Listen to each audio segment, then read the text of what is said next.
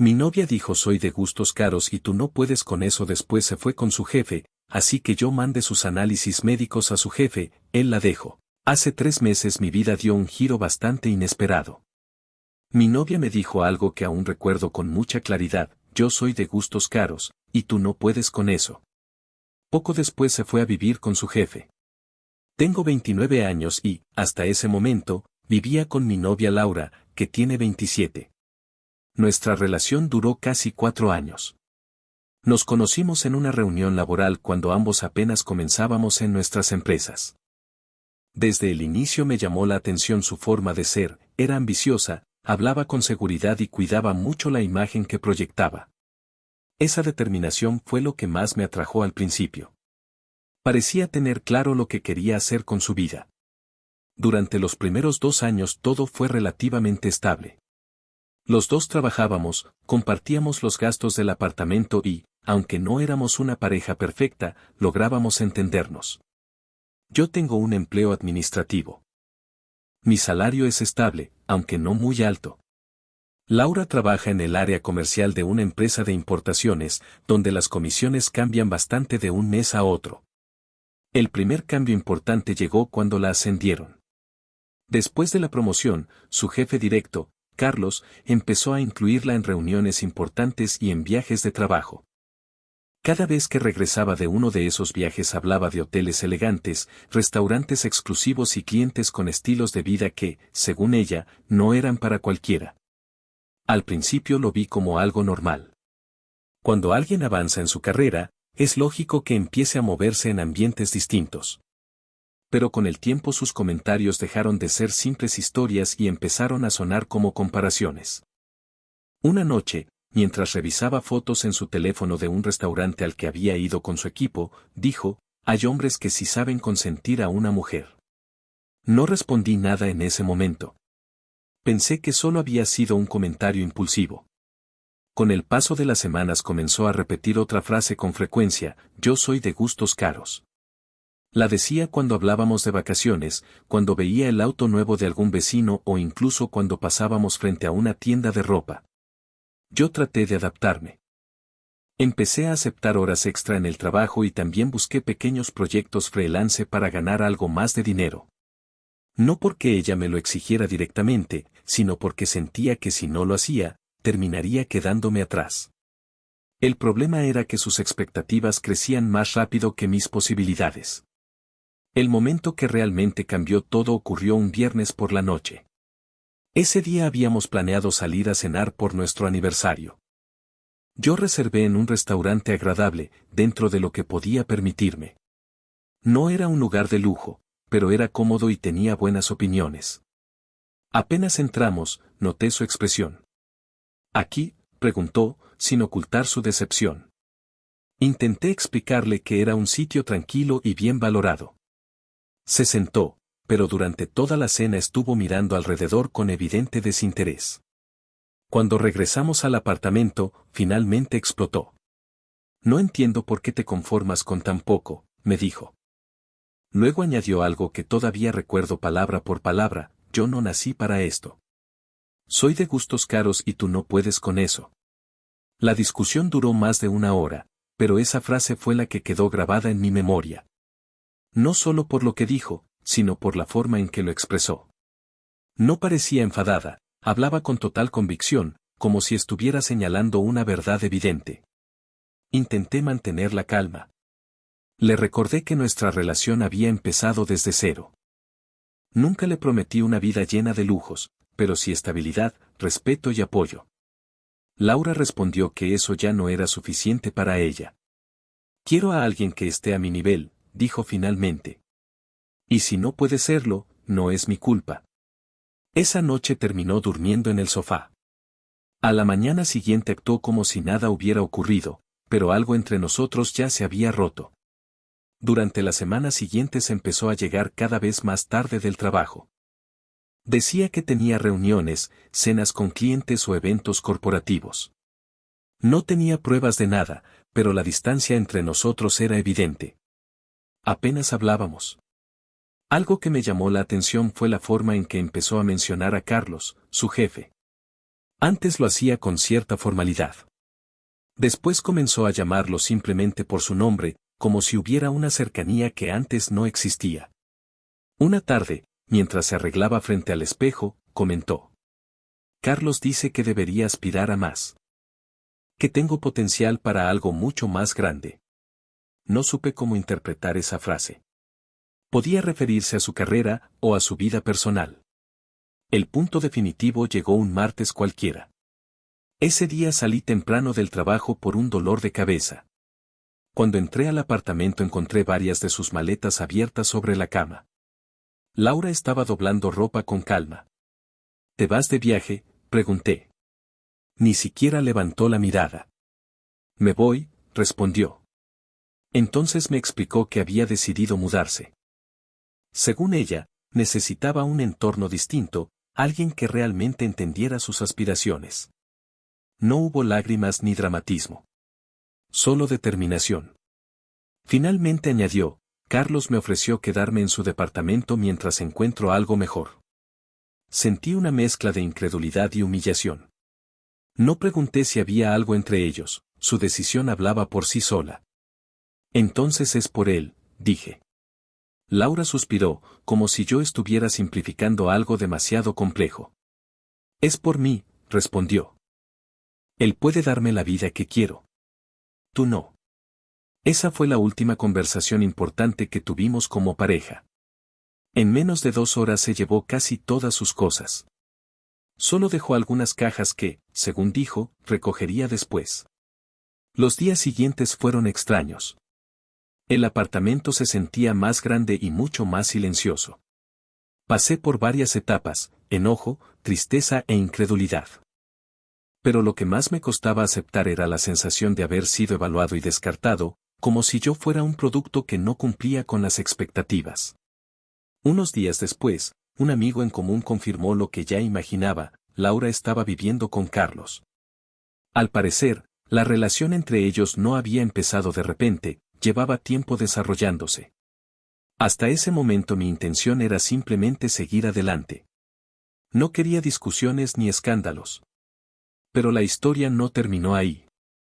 2 semanas después de que se fuera, recibí un mensaje suyo. No era para disculparse ni para intentar volver.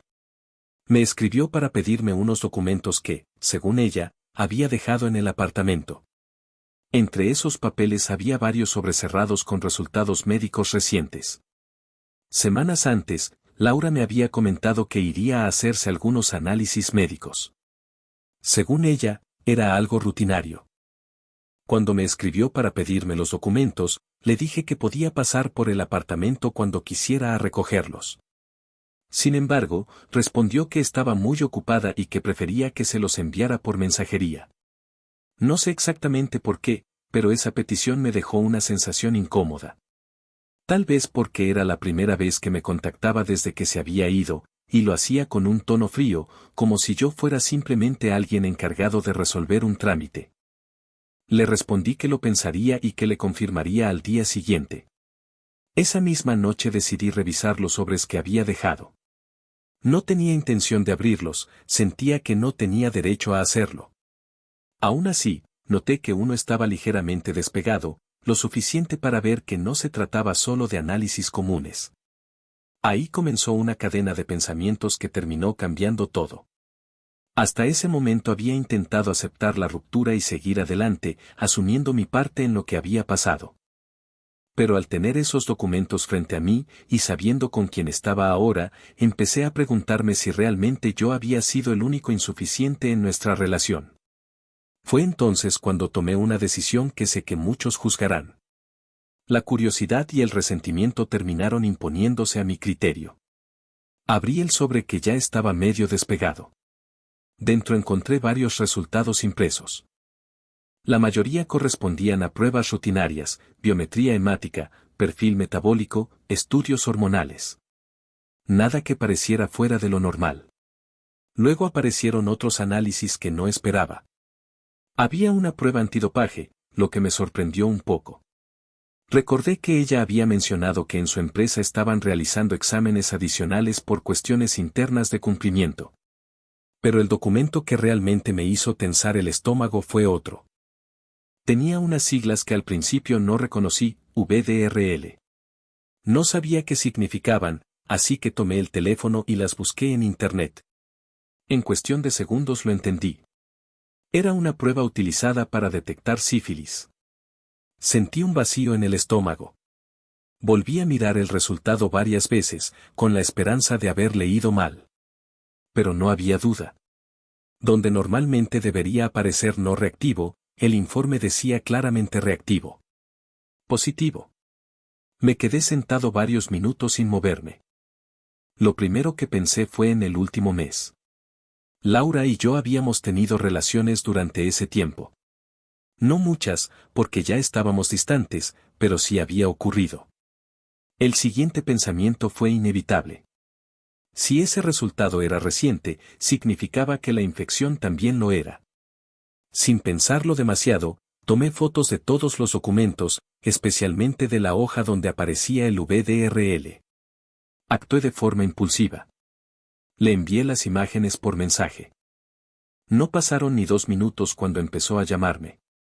Contesté. ¿Por qué abriste eso?, dijo sin siquiera saludar. Su voz ya no sonaba segura, estaba claramente alterada. ¿Qué es esto, Laura?, pregunté, ignorando su reclamo. Hubo unos segundos de silencio. No lo sé, respondió finalmente. Yo, no sabía. Es positivo, dije, tratando de mantener la calma, aunque mi voz temblaba. Hemos estado juntos este mes. La escuché respirar con nerviosismo. Debe ser un error, dijo. A veces esas pruebas salen mal. No significa nada hasta que lo confirmen. Pero su tono no transmitía seguridad. Más bien parecía miedo. ¿Desde cuándo sabías que podían salir esos resultados?, pregunté. No lo sabía, repitió. Por favor, no hagas nada con eso. Iba a recogerlos mañana. Entonces mencioné lo que realmente me estaba molestando. Te fuiste a vivir con tu jefe. ¿Él lo sabe? Su reacción fue inmediata. No le mandes nada. Te lo pido. ¿Por qué?, respondí. Si no es nada, no debería haber problema. Hubo otro silencio, esta vez más largo. Por favor, insistió. Cancela el envío. Si ya lo mandaste por error, intenta borrarlo. Puedes editarlo, hazme ese último favor. Incluso llegó a decir que me pagaría si era necesario. Eso me enfureció más que el propio resultado. No era solo la enfermedad. Era la intención de ocultarlo. ¿De quién es esto?, pregunté directamente. ¿De tu jefe? No, respondió rápido. No sabes lo que dices. Entonces explícame. Y fue ahí cuando confesó algo que no esperaba. Me contó que semanas antes había salido con algunos compañeros de trabajo. Después terminaron en un club nocturno. Según dijo, allí conoció a un hombre. Había bebido más de lo que debía. Y tomó una decisión impulsiva. Solo fue una vez, añadió. Después me sentí rara, pero pensé que era su gestión. No mencionó el nombre del hombre ni dio muchos detalles. Solo repetía que no había sido Carlos. Esa explicación no me tranquilizó en absoluto. Al contrario. Confirmaba que, mientras aún estábamos juntos, había estado con otra persona. Y ahora existía un diagnóstico que podía afectarme directamente. Entonces me fuiste infiel, dije. Ya estábamos mal, respondió. No cambies el tema. Pero para mí no había otro tema. Todo giraba alrededor de eso. La conversación terminó cuando le dije que necesitaba tiempo para pensar. Colgué sin despedirme. Esa noche no dormí. Mi mente iba de un extremo al otro, por un lado el miedo por mi salud, y por otro la rabia por la traición. Lo lógico era hacerme pruebas lo antes posible. Lo emocional era querer que ella enfrentara las consecuencias de sus decisiones. A la mañana siguiente volví a revisar las fotos que había tomado de los documentos. Luego miré el número de Carlos guardado en mi teléfono. Lo tenía porque meses antes Laura había usado mi celular para avisarle que llegaría tarde al trabajo. En aquel momento no le di importancia. Ahora todo se veía distinto. No hubo un plan complicado ni una estrategia pensada. Solo tomé una decisión en medio del enojo. Escribí un mensaje breve. Creo que deberías ver esto. Es importante para tu salud. Adjunté todas las imágenes de los resultados, incluyendo el VDRL positivo.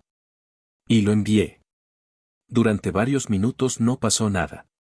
Después apareció el doble visto. No respondió de inmediato. En ese momento sentí una mezcla extraña de satisfacción y temor. Sabía que estaba cruzando una línea, y también que, una vez hecho, ya no había forma de deshacerlo. Apagué el teléfono y me preparé para salir. Fui directamente a un laboratorio para hacerme pruebas. Pedí un panel completo de infecciones de transmisión sexual. No quise esperar cita, así que pagué lo necesario para que me atendieran ese mismo día. Mientras esperaba mi turno, mi mente no dejaba de repasar los últimos meses. Las discusiones, aquella frase de Laura, soy de gustos caros y tú no puedes con eso, su mudanza, y ahora la confesión del club nocturno. Todo empezaba a encajar en una historia de desprecio y reemplazo. Lo que más me inquietaba en ese momento era la posibilidad de haber sido expuesto sin saberlo. En el laboratorio me tomaron las muestras y me explicaron que los resultados estarían listos en unos días. Salí de allí con una sensación de fragilidad que nunca había sentido antes. Cuando volví a encender el teléfono, noté varias llamadas perdidas. Una era de Laura. La otra provenía de un número que no tenía guardado, aunque podía imaginar fácilmente de quién se trataba. No devolví ninguna llamada de inmediato. Poco después llegó un mensaje de Carlos. Era breve y directo. Necesito hablar contigo. Nada más. No tenía claro qué esperaba decirme. Tal vez quería confirmar la información. Tal vez enfrentarse conmigo. O quizá pedir explicaciones. Laura, por su parte, también había enviado varios mensajes.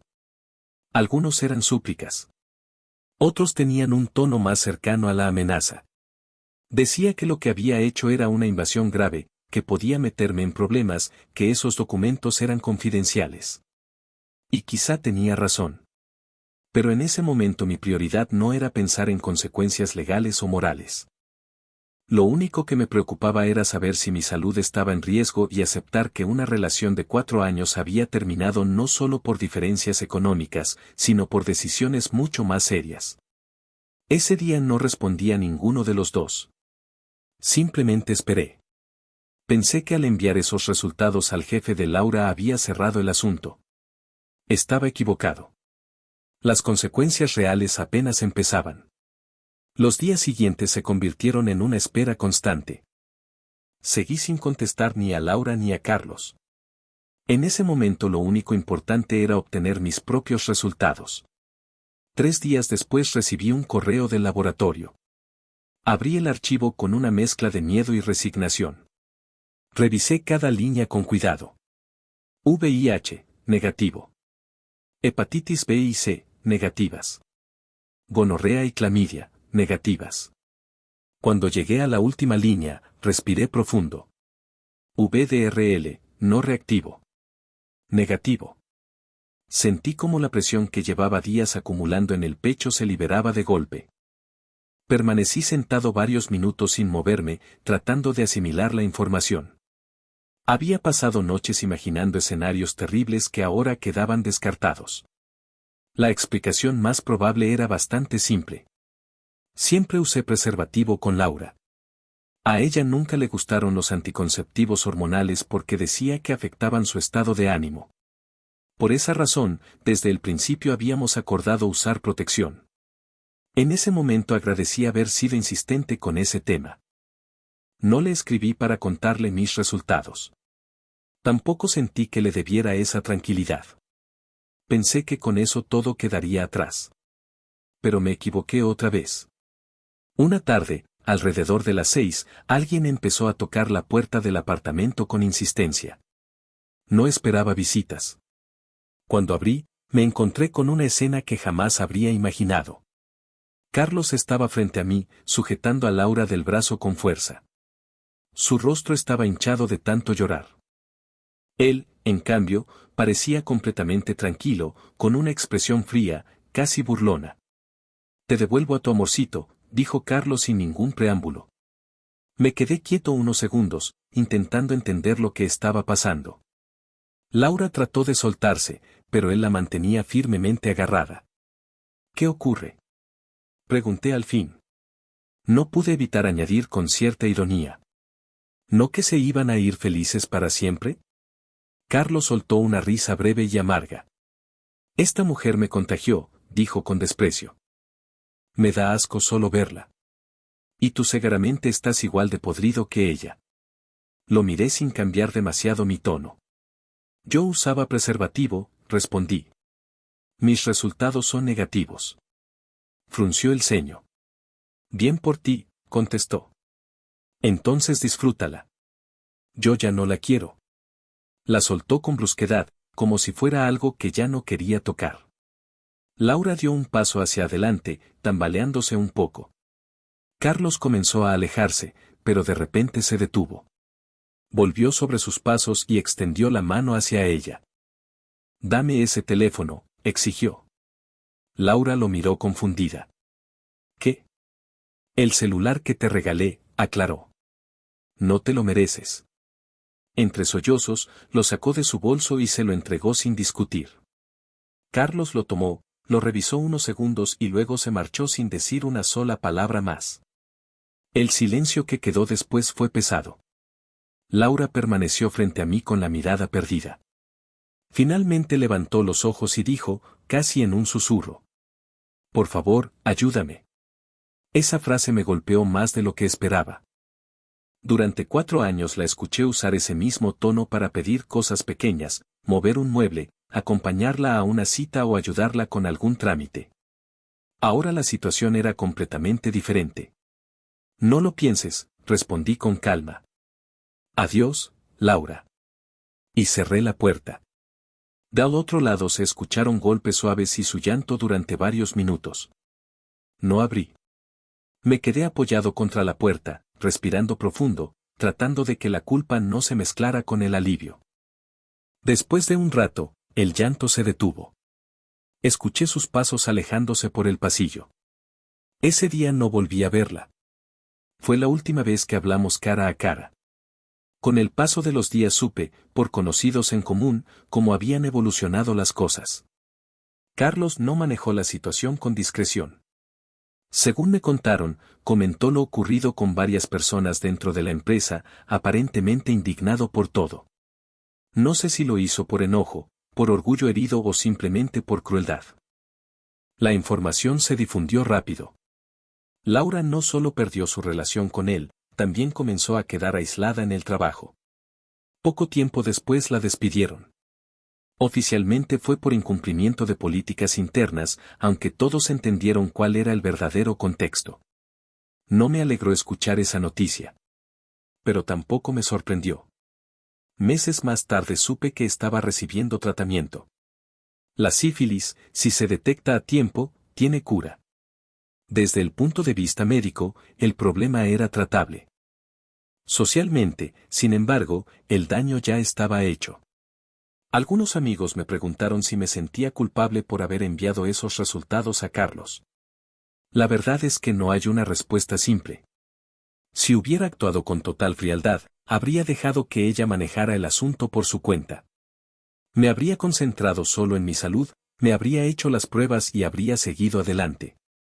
Pero no reaccioné con frialdad. Actué desde la rabia y el miedo. Cuando recuerdo aquella frase suya, soy de gustos caros y tú no puedes con eso, entiendo que no hablaba únicamente de dinero.